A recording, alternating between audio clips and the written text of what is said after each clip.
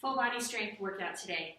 If you are part of our Rockland Harbor, any of those classes down there that have a little bit higher intensity, more strength-based focus, so that would be hot lunch, hit boot camp up in Rockport, body attack, butts and guts, strength training together, or the evening fit class. This could be for you. It can be adapted with or without dumbbells. I've got my clock going, but I don't have a Tabata timer because some of these moves go between 1 minute and 30 seconds. So I'm just going to watch the clock as I instruct you through this, starting out with squats for 1 minute. So go ahead and start with your squats, and I'll keep watching the clock. So if you want to add some weight, go ahead, grab dumbbells. Keep your back nice and straight. Doesn't have to be super fast. Drop your hips back and then come back up. Just make sure you're pressing your feet into the floor.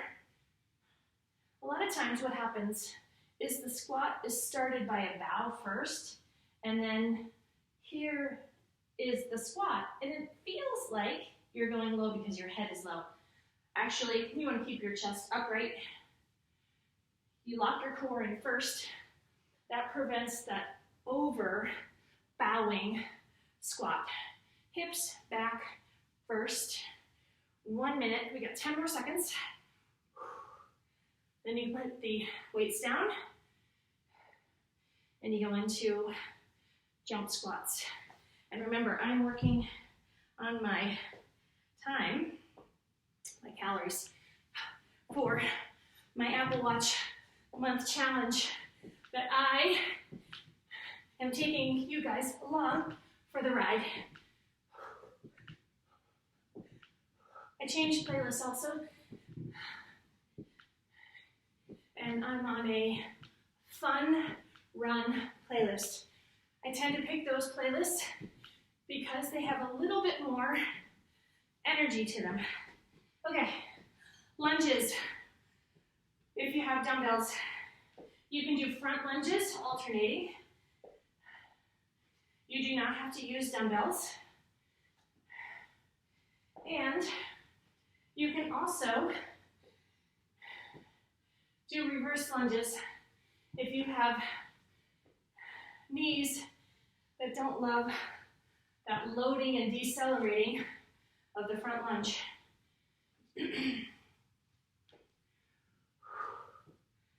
1 minute of these. You might be able to guess what comes next. So here's the thing. When you lunge, have space between your feet. Try not to start lunges with your feet close together and coming back close together. Your hips will be much happier if you have a little bit of space.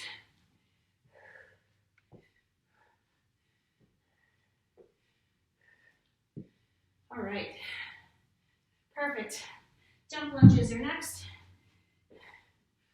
30 seconds. Move those shoulders. Try not to have the arms that just hang by your side. The other thing is, try to make sure you're not just going into bicep curls. You see how these aren't quite as effective? Down, down, down. Modification. Just step back, step back, step back, step back. Push-ups. 1 minute of push-ups. Now, I've said this before over the past couple of weeks. I like timed workouts. They're just a good alternative to rep-based, especially since I spend a lot of my time talking and instructing.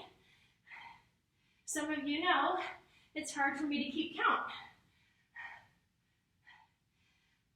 And I say that making fun of myself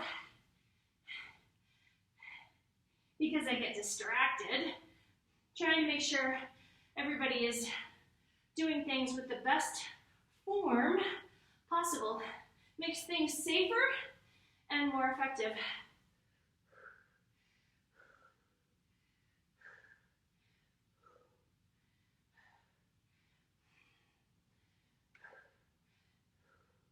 We did lots of push-ups for our space workout today. All right, burpees, 30 seconds. I'm gonna start in 5. I don't wanna mess up my time on here. All right, we jump, land, jump back, and up. If you wanna add to it, here you go. Lower down, stretch it out, come up, jump. Try to get the hands and the feet off the floor at the same time. Ready? Back, down, stretch, come up, and then hands off at the same time. 30 seconds. Deadlifts. I'm going to show you without weights first. Use the arms as your plumb line, and then fingertips just go straight down to the floor. You should actually be able to put your fingertips on your toes with very little spinal flexion. You can also, opposing force, you push your head into your hands, hips go back into a hip hinge. You feel your core tighten. As soon as you add that resistance to your head, your core activates. And by all means, if you have dumbbells,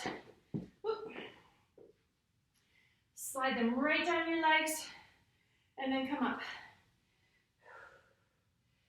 5 more seconds. Lead with your chest. I'm running my fingers right down my legs. And we go for a minute of upright rows. Have the elbows be your guide as to how high the weights and the hands go.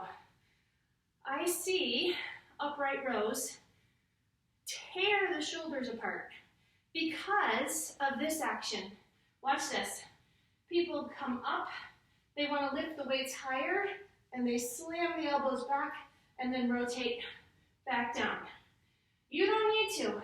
Keep the wrists straight, slide the weights right up the body, keep the wrists in line, elbows dictate how high the weights go. Don't worry about trying to make those weights high right in front of your face.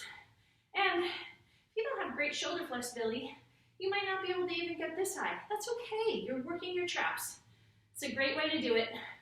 But a lot of people are like, oh, they hurt my shoulders. Yes, you're right, they will. If you let the weights dictate how high you go and don't just watch the elbows. Perfect. Now, we're gonna do a deadlift with an upright row combination. You really need to ground yourself into the floor.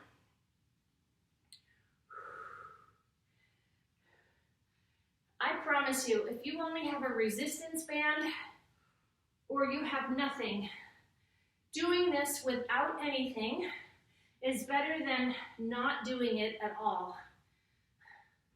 We are all in the same boat with very limited access to dumbbells. My weights are 10 pounds, and I've had some people say, oh, but I need 20, 30, 70 pounds. No, you don't. I promise, we're all in the same boat. Overhead presses, press into the floor. Now, again, I'm going to show you a common mistake that happens. A lot of times those weights come down close to your head. That puts a lot of strain on your elbows, and then to get them back up, it puts a lot of strain on the shoulders. Leave the elbows in line and let the weights come just over the elbows. You have a much better leverage point, and using the strength of your back and shoulders and your core to press up. Press.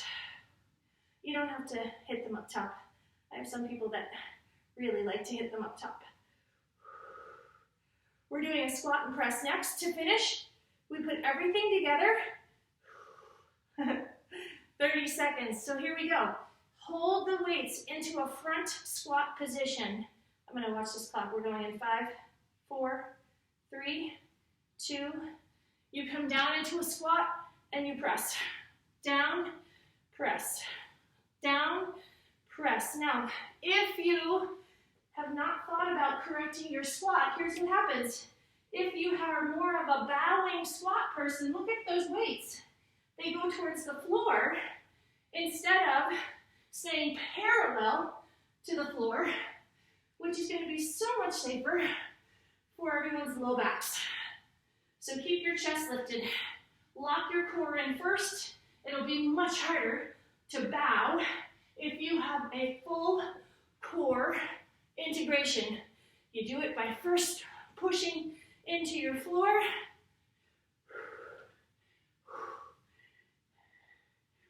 10 more seconds.